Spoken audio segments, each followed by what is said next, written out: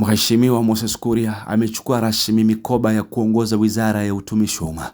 Moses Kuria anachukua wizara hii kutoka kwa Aisha Jumwa ambaye ameenda kuvalia njuga wizara ya jinsia, utamaduni, urathi na sanaa. Moses Kuria anasema kwamba zaidi ya wafanyakazi 900,000 ambao wanafanya kazi katika wizara hii ya utumishi wa umma lazima wawe tayari kufanya kazi, kutoka katika kuwa waajiri wa wizara hii hadi kuwa watumishi wa wizara hii, akisema kwamba he is the new sheriff in town. Thank you very much and good morning, ladies and gentlemen of the state.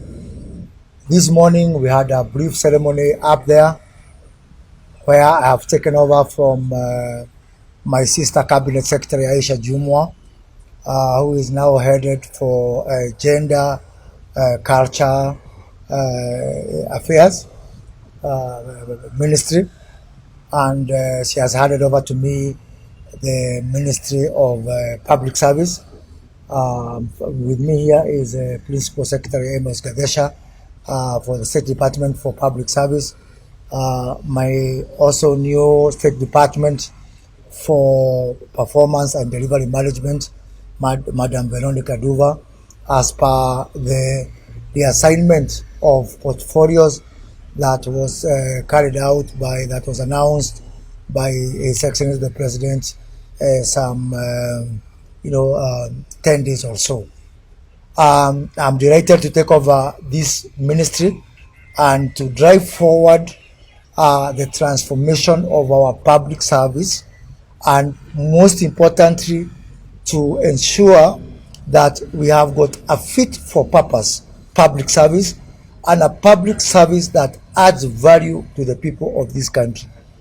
As I've told Madam Aisha Jumwa, we have got 900,000 public servants in this country, and these public servants, they are supposed to deliver service to 55 million Kenyans.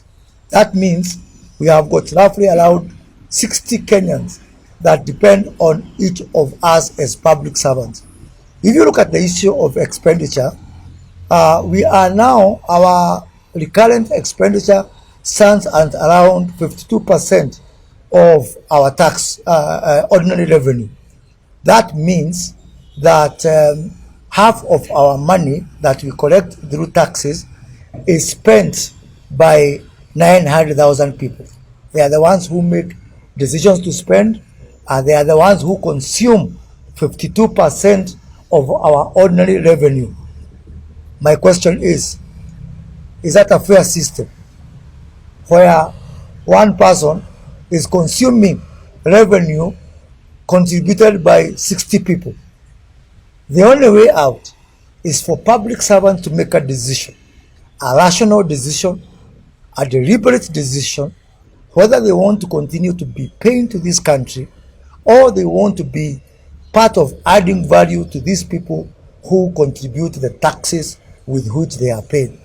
And if you look at what is happening, with utmost respect, with profound respect, I am of the view that we ceased having a public service a long time ago. What we have is public employment.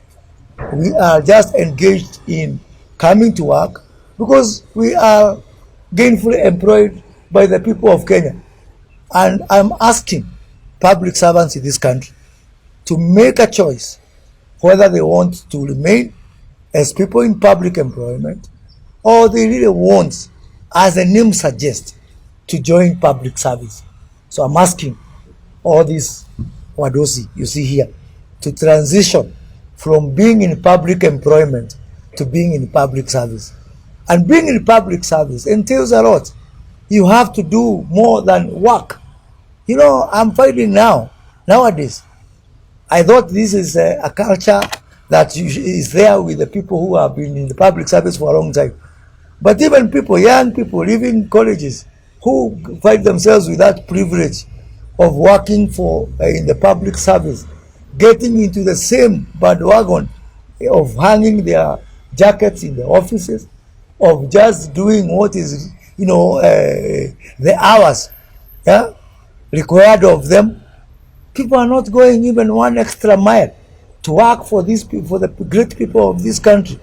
And being in public service is a very big privilege and honor that needs to be reciprocated by people who are enjoying that privilege and deliver more than a job to people who are paying taxes. 52% of taxes that are consumed by these 900,000 people.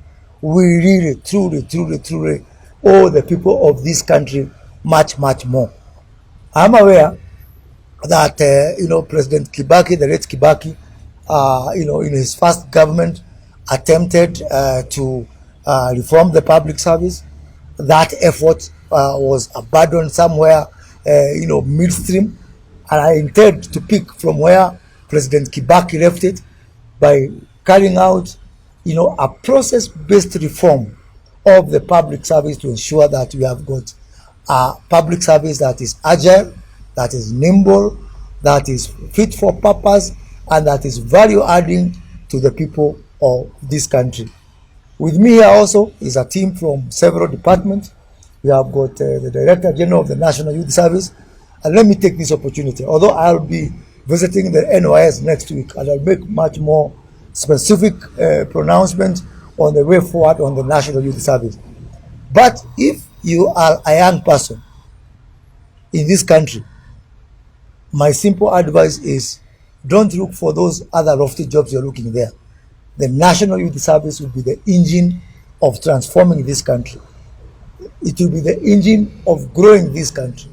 It will be the engine with which the government of President Ruto is going to use to wake up our agriculture, to revive our manufacturing, to inculcate a culture of service that is based on patriotism and love for this country. We are going to transform radically the National Youth Service, and I can assure you that if you are not in the National Youth Service, you need to think twice. Gone are the days now when National Youth Service was for people who don't have anything else to do in life. We want to use the National Youth Service as a tool of hope, as a tool for intervention in various sectors in this country, so that we can be able to move forward and move our country forward. You all know the big problem we have in this country of unemployment. It is a national disaster. It is a catastrophe. We cannot do things the same way again and again and expect different results.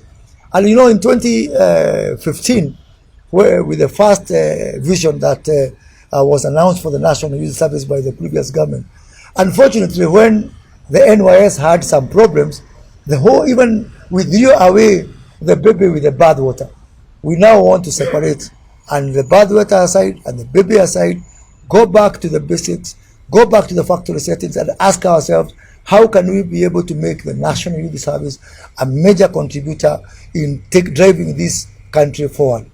In the same manner that we are going to address our Kenya School of Government, you can also expect some major transformation in the Kenya School of Government to assist the country in areas which we don't understand, which are not historically part of our forte, areas like climate change, areas like green finance.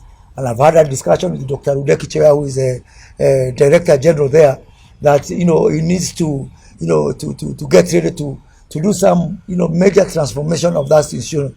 And actually, it is my view and my hope and my determination that the Kenya School of Government will also be our tool for widening our influence, especially around Africa, by not just being the Kenya School of Government, but also by being the Africa School of Government, so that you can be able to train people from Egypt, from Morocco, from Nigeria, from South Africa, and showcase that the best place you can be able to learn about government is actually in the Kenya School of Government, which I hope some years down the line will truly be transformed into an Africa School of Government.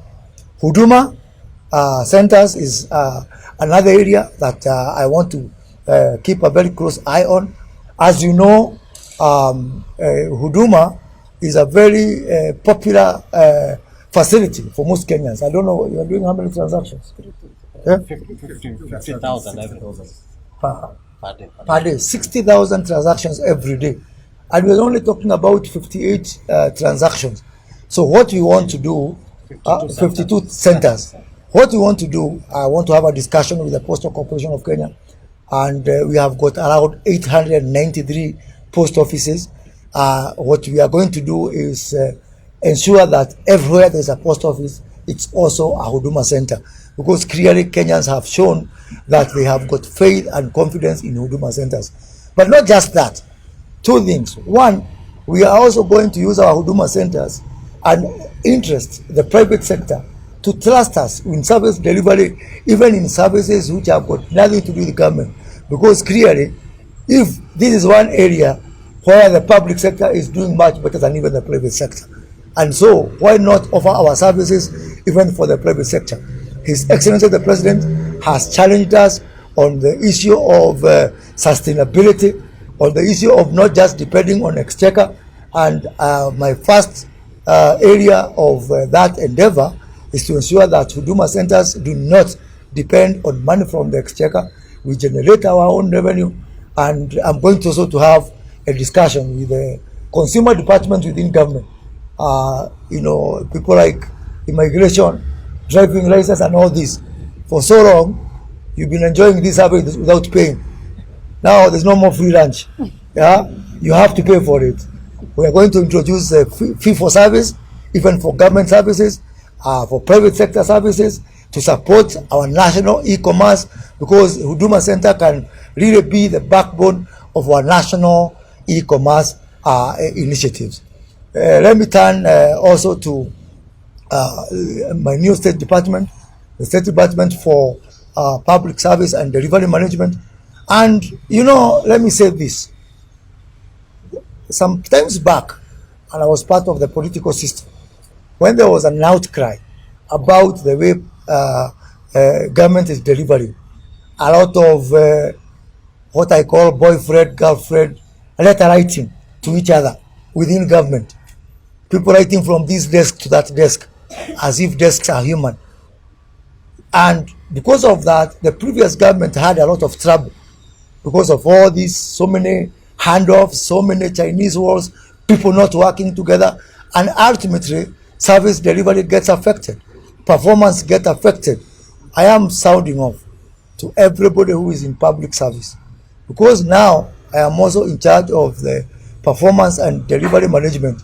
Please get your act in order. I am going to have a microscopic view of all the projects that are being done in this country, both from a horizontal level within our value chain approach, which is the preferred mode of development for the Kenya Kwanza administration, looking at our 5 clusters that we follow at the bottom-up economic transformation agenda, but also looking at counties. And in my previous job, I really perfected working with the county government.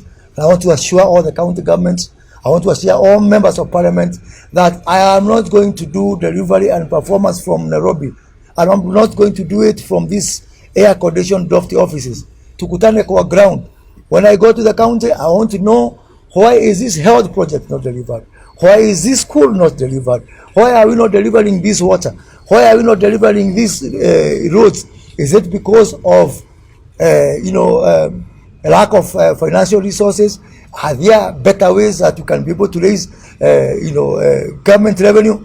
Because I am saddened by a trend that is emerging, where actually what I have seen for the last 11 months, the person who has been following up on projects on delivery is His Excellency the President himself.